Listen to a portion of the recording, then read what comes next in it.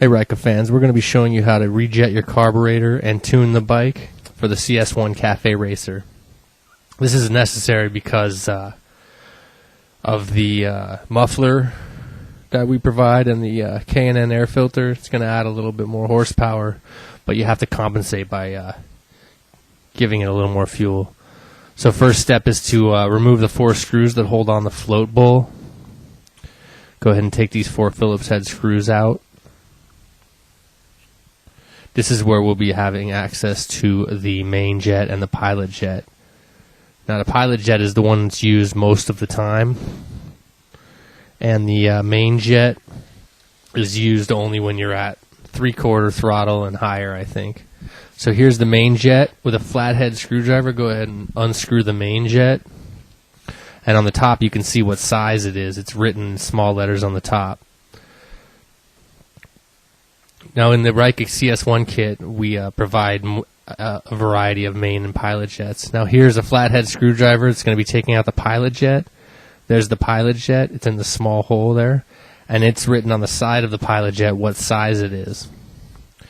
Now provided with the CS-1 Cafe Racer kit, we give you an assortment of pilot jets. Here in this one, I am putting in a 55 pilot jet. It's a size 55. Now here in California at sea level, we find that one of the best combos is a 55 pilot jet and a 155 main jet. So here's a 155 main jet I'm putting in. Now you're just going to have to do some experimenting to see which works for you. There's a way, we're going to give you some instructions, written instructions on how to determine which main jet and which pilot jet you need to use. So here I'm just go ahead and cleaning it up with some carb cleaner. Don't over tighten these. They're made out of brass. They're pretty delicate, so you just want to tighten them up firm. Check your gasket on your float bowl, and then go ahead and replace the 4 Phillips head screws that hold the float bowl in place. When you're tuning the carb, the best way to know which jets to use is if it's running smoothly at all the way up to full throttle, you can keep stepping up your jet size until it starts bogging down, and then you can back off 1 jet size. So here on the other side of the carburetor, I'm going to show you how to do the white spacer mod. Go ahead and take off the cap that holds the vacuum diaphragm. So we take off the 4 Phillips screws here, take off the cap that holds the vacuum diaphragm and the spring. Put the cap off to the side, take the spring out, and very carefully take out the diaphragm. This is pretty delicate, so be careful. Now here you see a metal push rod, and you notice there's some spring tension in it. If you pull on it, it has a little bit of movement. Deep inside there's 2 Phillips head screws, as you can see here in this shot.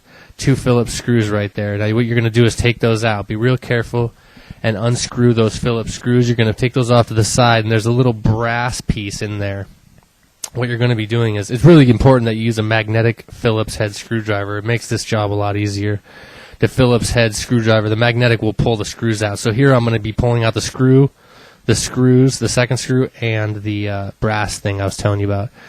That holds the plunger rod in place. So now, very carefully, I'm going to hold this, and I'm going to show you with a needle nose what I'm pulling out. So there was that brass cap we already pulled out, and then here's the rod. And then there's also a spring down inside there. So there's the spring.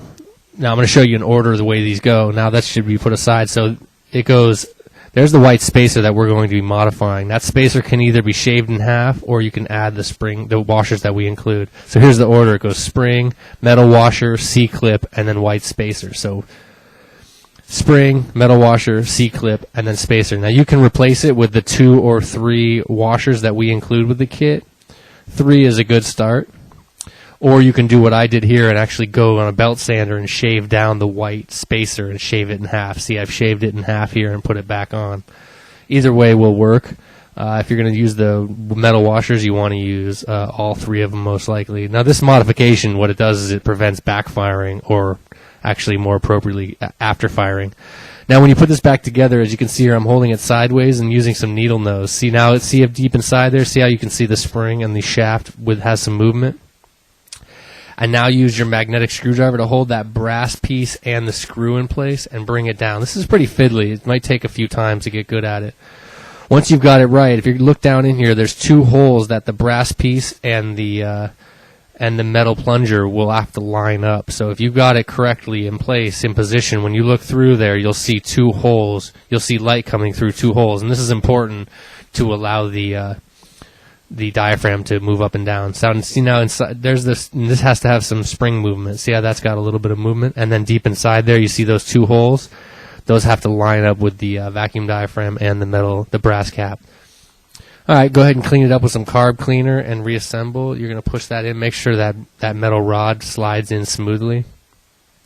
And make sure your vacuum diaphragm here seals in place. Put it around the outside ring and make sure it seals. Put the spring back in and then put the cap on. Make sure everything is lined up and in place, and then tighten up your 4 screws. Now what this is, once this is back together and on your bike, a good way to tune the carburetor is going to be with the air-fuel screw. In the next shots, I'm going to show you the air-fuel mixture screw. Now, you're going to be basically drilling out the brass cap that covers the air-fuel screw so you can have access to it. Here's where the brass cap is on a stock bike. You're going to drill that out, and you can thread like a pointy Phillips head screw in there and pull it out with some pliers. Now, I want to be real careful when you drill this out. Here's it's already drilled out and pulled out. When you drill this out, be careful because that screw right there underneath, you don't want to damage it. So when you drill out that cap, I suggest using a small drill bit, just big enough to stick a wood screw in there. Screw a wood screw in and then pull that out with some pliers. Once you pop that out, the instructions that we give you with the CS-1 will show you how to tune your carb, but a good starting point will be 1.5 turns from stock. So tighten that screw all the way up and back it out 1.5 turns. And the instructions will tell you, that we'll give you with the CS-1 will tell you how to tune it from there to get the appropriate air-fuel mixture. And that's it. Thanks for watching. Stay tuned for some more.